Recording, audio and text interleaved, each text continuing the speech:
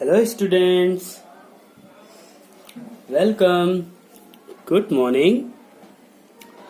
Last video में हम लोगों ने चैप्टर सेकेंड हेलर केलर के बारे में पढ़ा था कि उनका जन्म 27 जून 1880 को टस्कम्बिया में हुआ था। When she was 19 months old, she was blind, deaf and dumb. Okay, and in the second video we read up to that. Slowly and slowly she learnt the manner, table manner and reading, okay, by Braille language. She learned Braille language, okay, and her teacher helped him much. Annie Sullivan, her teacher, helped Helen Keller very much. In the last video we read that Helen Keller was liked by many people, and now she could brush her hair, she could tie her shoes, laces, button up her clothes herself.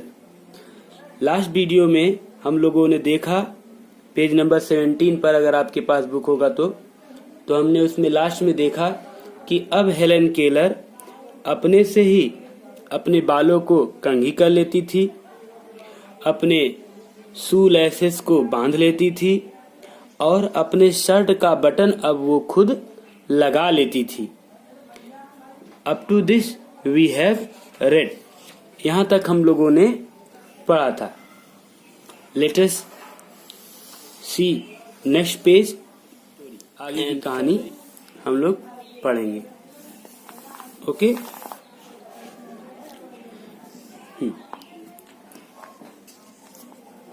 Book होगा आपके पास तो page number 18 पर है ये। At the age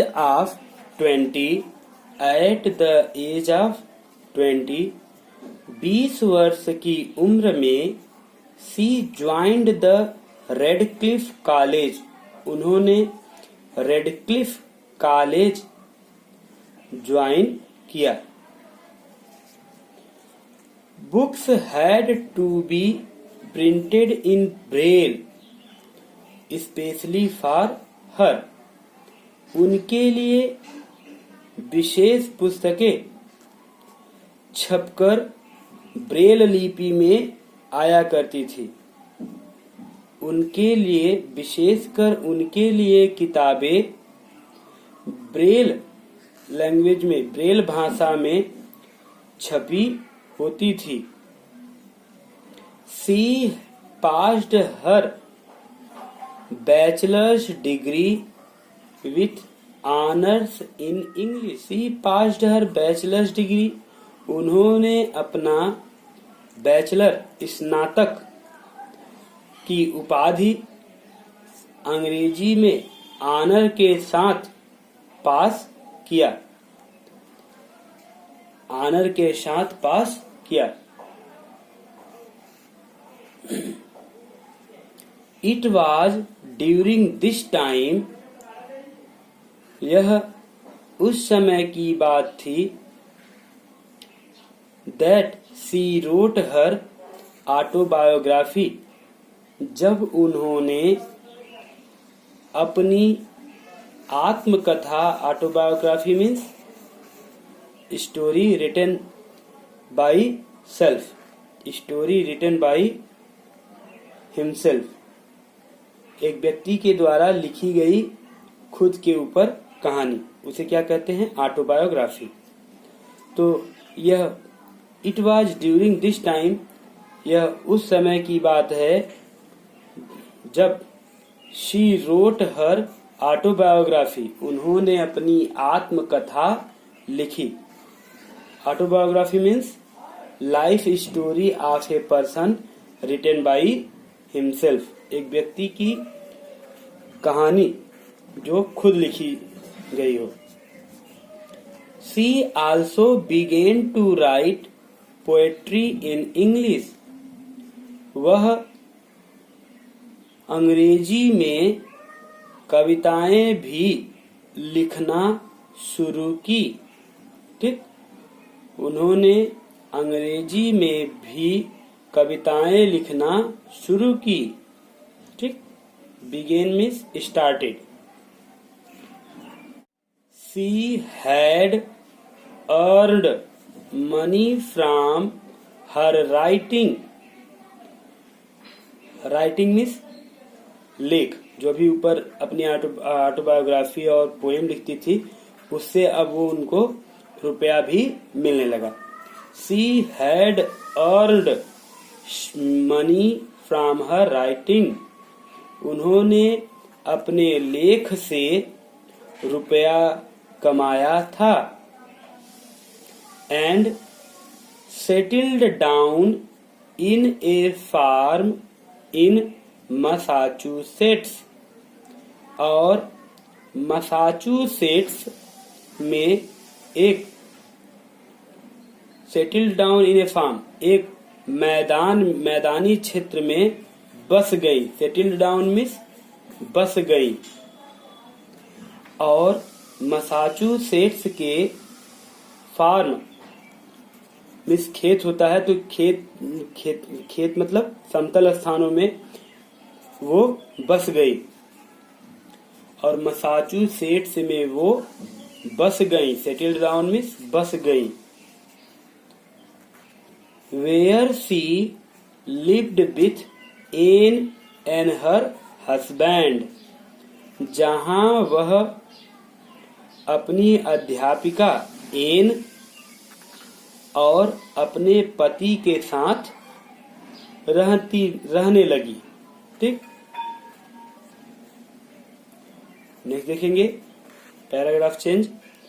here she met a young man, यहाँ पर, जहाँ पे वो मैसाचुसेट्स में बस गई थी, यहाँ पर she met a young man, वह एक युवा आदमी से मिली।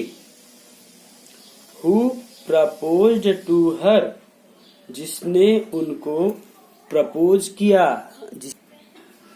प्रपोज्ड हर, उसने उनको लिए विवाह का प्रस्ताव रखा। प्रपोज मीन्स विवाह का प्रस्ताव रखा, जबकि उनके हस्बैंड हैं फिर भी।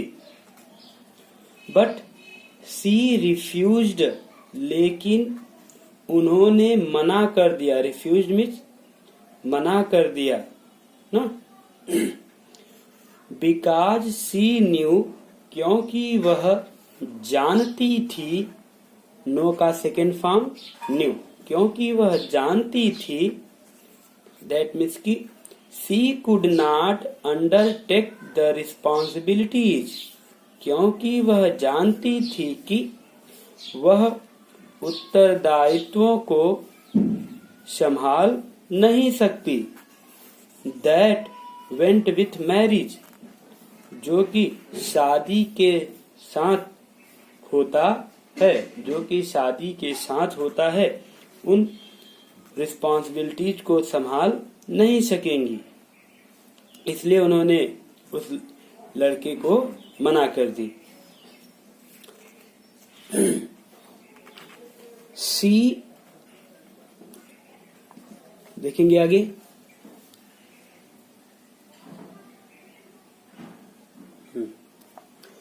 people who heard about her, वे लोग उनके बारे में सुने। और रीड हर आर्टिकल्स, अथवा जो लोग उनके आर्टिकल लेखों के बारे में पढ़े had a keen desire to meet her, उनमें उससे मिलने की या उनसे मिलने की प्रबल इच्छा थी। वे लोग जो उसके बारे में सुने या उनके लेखों को पढ़े, उनमें उनसे मिलने की प्रबल अभिलाषा थी। डिजायर मीन्स अभिलाषा, इच्छा, okay, will.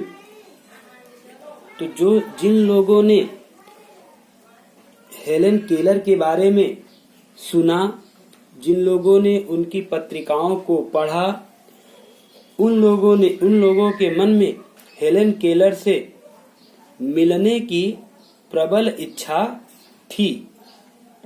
She was invited by various societies. She was invited by various societies. वह बहुत से, various means different या many, वह बहुत से सोसाइटी समुदायों के द्वारा invited आमंत्रित की गई।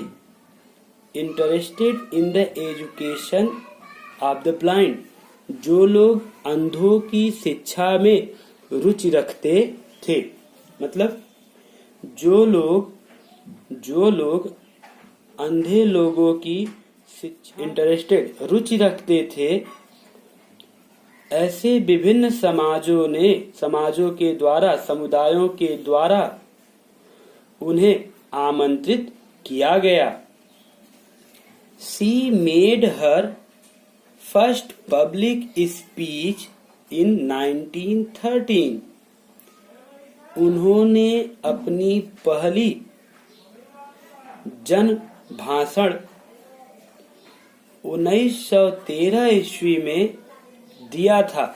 उन्होंने अपना पहला जन भाषण 1913 में दिया था। वेरी सून, बहुत जल्द ही, Helen became famous all over the world, बहुत ही जल्द हेलेन केलर पूरे संसार में, all over means whole, all over means whole, world means संसार, बड़े जल्द ही हेलेन केलर पूरे संसार में प्रसिद्ध हो गई। बिकेम मीन्स हो गई। नेक्स्ट पैरा देखते हैं। वन डे, एक दिन, अ ग्रेट मिसफॉर्च्यून बिफेल, एक दिन एक महान दुर्भाग्य आ पड़ा। एक दिन एक महान दुर्भाग्य आ पड़ा। When she discovered that, जब उन्हें यह पता लगा कि, to her horror, Anne too became blind, जब उन्हें पता लगा, उनके आश्चर्य हुआ कि एन कौन है? हेलेन केलर की टीचर हैं। Anne Sullivan also became blind, एक दिन एक बड़ा दुर्भाग्य आ पड़ा जब उन्हें यह पता चला कि एन सुलिवान, उनकी अध्यापिका, भी अंधी हो गई है। तो उनको बड़ा दुख हुआ। A girl called Navya Thomson joined them. अब देन व्हाट हैपेंड? तो एक दिन पता चला कि उनकी टीचर भी ब्लाइंड हो गई, अंधी हो गई। तो अब एन है और हेलेन केलर दोनों अब अंधी हो गई। उसकी टीचर भी और हेलेन केलर भी तो पहले से अंधी थी। तो क्या हुआ, a girl called Navya Thomson, एक नव्या थॉम्सन नाम की एक लड़की ने ज्वाइंड देम, उन दोनों का साथ दिया, उन दोनों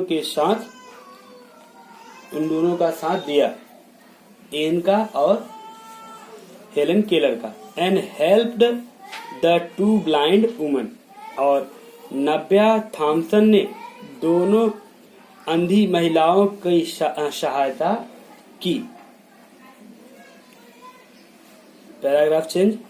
it was the saddest day in Helen's life, अब उसकी अध्यापिका अंधी हो गई और अब वो मर भी गई, उसकी अध्यापिका हेलेन की, तो यह उसके लिए सबसे दुखद समय था। It was the saddest day in Helen's life, यह हेलेन के जीवन में सबसे दुखी दिन था। ठीक, सैड मीन्स दुख, सैड, सैडर, सैडेस्ट ना, सुपरलेटिव डिग्री है। तो यह हेलेन के जीवन का सबसे दुखी दिन था। When her teacher, जब उनकी अध्यापिका, and a dear friend, और एक अच्छी मित्र, प्रिय मित्र, साथी, एन सुलेमान उसकी टीचर हैं, एन पास अवे, दिवंगत हो गई, डेड हो गई, मर गई। ठीक, तो यह उनके जीवन में सबसे दुख का दिन था जब उनकी अध्यापिका और उनकी सबसे अच्छी मित्र एन गुजर गई, दिवंगत हो गई। इट वाज सी, यह हेलेन थी, यह हेलेन थी, who had led her into a new world. It was she, यह वही थी, यह वही कौन थी, एन थी, who had led her into a new world, यह एन उसकी अध्यापिका ही थी जिन्होंने उसको एक नए संसार में ले आया था। यह उसकी अध्यापिका सुलेवान ही थी जिन्होंने एलन को एक नई दुनिया में ले आई थी। इट वाज सी, यह एन सुलेवान ही थी, who had given Helen a vision, जिन्होंने हेलन को एक नई दृष्टि प्रदान की थी, एक नई दृष्टि प्रदान की थी। विजन मीन्स साइट, दृष्टि। कैसी दृष्टि? ये आंखों से देखने की दृष्टि नहीं है, आंखों से देखने की दृष्टि नहीं है। शब्दों को पढ़कर, ब्रेल लैंग्वेज में छपे हुए, ब्रेल भाषा में छपे हुए शब्दों को सुनकर, इस महसूस करके वह दुनिया को देख सकती थी। हाँ, इस प्रकार की वे विजन दी थी। इट वाज शी, यह एन ही थी, who had given Helen a vision, जिन्होंने एलन को एक नई दृष्टि प्रदान की थी। What was Helen without her? बिना उसके, किसके? बिना एन के, बिना अपनी अध्यापिका के एलन कुछ नहीं थी। What was Ellen without her? Ellen बिना अपनी अध्यापिका के क्या हो सकती थी, क्या होती? मतलब एलन बिना अपनी अध्यापिका के कुछ नहीं हो सकती थी।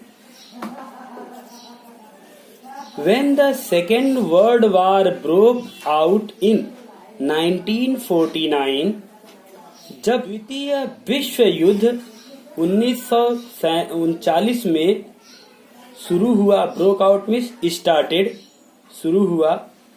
जब 1939 में द्वितीय विश्व युद्ध शुरू हुआ तो तब Helen was deeply pained to find that many soldiers had been blinded. तब हेलेन को गहरा दर्द हुआ जब उन्हें यह पता लगा कि many soldiers had been blinded. बहुत से सैनिक अंधे हो गए. She worked tirelessly day and night for them. Helen ने बिना थके काम किया दिन रात फॉर देम, उनके लिए किनके लिए? सोल्जर्स के लिए, सिपाहियों के लिए. हेलेन ने उन अंधे हो चुके सिपाहियों के लिए दिन रात बिना थके काम किया. एंड और गेव देम होप, और उनको आशा दी. अब चूंकि देखिए हेलेन भी अंधी थी, लेकिन हेलेन ये नहीं सोची कि अब मैं मर जाऊं या मुझे कुछ हो जाए, अब मेरा इस दुनिया में क्या काम है. हेलेन ने ऐसा नहीं सोचा. और जो सैनिक अंधे हो गए थे, अब वो सोचे कि अब तो मेरा जीवन किसी काम का नहीं रह गया, मैं दुनिया को देख ही नहीं पाऊंगी, तो जीने से क्या फायदा. वो लोग मरना चाहते थे जो सैनिक अंधे हो गए थे. लेकिन हेलेन ने उन लोगों को आशा दिया और साहस बढ़ाया कि मरने की कोई जरूरत नहीं है, अंधे होकर भी हम दुनिया घूम सकते हैं. देखिए, and gave them hope and courage, और उन सैनिकों को आशा और साहस प्रदान किया. आफ्टर द वार, युद्ध के बाद, she spent her time visiting several countries. युद्ध के बाद वह अनेक देशों की यात्रा करने में अपना समय बिताया. She had grown old now. अब वह बूढ़ी हो चली थी. She had grown old now. अब वह बूढ़ी हो चुकी थी. And she advised distressed people. और उन्होंने निराश लोगों को यह सलाह दी कि all over the world through letters, और उन्होंने सलाह दिया कि पूरे संसार में अच्छा रहें, पूरा संसार. और उसने सभी डिस्ट्रेस्ड, दुखी लोगों को यह सलाह दी कि संसार को वो लोग अक्षरों से होकर गुजरे. मतलब कि वो संसार को ब्रेल लैंग्वेज पढ़कर और तब संसार को जाने. Blind children looked up to her. Blind children look up to her. अंधे लड़के उनको देख सके, उनको जान सके. Helen Keller died in 1969. Helen Keller का निधन 1969 ईस्वी में हो गया था. हेलेन केलर का निधन 1969 ईस्वी में हो गया था. An establishment called the Foundation for the Blind was set up in New York in her sacred memory. उनकी पवित्र याद में, sacred means pious, पवित्र. उनकी पवित्र याद में न्यूयॉर्क में अंधों के लिए एक संस्था की स्थापना की गई. ठीक. एन इस्टेब्लिशमेंट कॉल्ड, एक स्थापना कही जाती है, पुकारी जाती है, द फाउंडेशन फॉर ब्लाइंड, अंधों के लिए एक संस्थान जो कि उनकी पवित्र याद में न्यूयॉर्क में सेटअप स्थापित की गई। तो इस चैप्टर से आप क्या सीखते हैं? देखिए, वो अंधी होकर भी पूरे अमेरिका में छाई रही और आज हम लोग भारत में हैं। Today we are in India also reading her, although she was blind, यद्यपि वह अंधी थी, but she had courage and hope, लेकिन उसके पास साहस और आशा थी। इसलिए एलन केलर को अपने घर में यहाँ गोपीगंज नगर में पढ़ रहे हैं, उसको जान रहे हैं, उनसे प्रेरित हो रहे हैं। ये कदापि मायने नहीं रखता प्रिय बच्चों, ये कदापि मायने नहीं रखता कि आप अंधे हैं, बहरे हैं, या आपके पैर नहीं है या आपके हाथ नहीं है। ये कोई बहाना नहीं है कि आप जीवन को त्याग दें या आप कुछ नहीं कर सकते। देखिए, आपने देखा कि किस तरह से हेलन केलर अंधी होकर भी वह पूरे अमेरिका को घूम आई, और पूरे अमेरिका को ही नहीं, उसको अनेक देशों में बुलाया गया, उसको सम्मानित किया गया, उनको सम्मानित किया गया। किसको? केवल एक अंधी लड़की को, जो सुन भी नहीं सकती थी और देख भी नहीं सकती थी। ऐसे बाद में एलन केलर बोलने लगी थी, वो सुन नहीं सकती थी और देख नहीं सकती थी। तो ऐसे समय में, ऐसी स्थिति में जो सुन न सके और देख न सके, ऐसी महिला हेलन केलर ने पूरे अमेरिका में अपना नाम बनाया और अनेक देशों की यात्रा की और बहुत से अंधे लोगों को उपदेश दिया, उनको साहस दिया, उनको हिम्मत दिया कि वह अपने जीवन में किसी भी चीज से घबराए नहीं। आप धीरे धीरे निरंतर प्रतिदिन थोड़ा थोड़ा काम करते हुए आप कुछ भी हासिल कर सकते हैं। ये बात आप हेलन केलर से सीखते हैं। हम इस पाठ से, हेलन केलर पाठ से हमें यही शिक्षा मिलती है कि हम कितने भी अपाहिज हो, अपंग हो, देखने में अच्छा हो, लेकिन अगर हम चाह लें तो हम कुछ भी कर सकते हैं। अगर हम पढ़ने की इच्छा रखते हैं तो हम पढ़ सकते हैं किसी भी परिस्थिति में।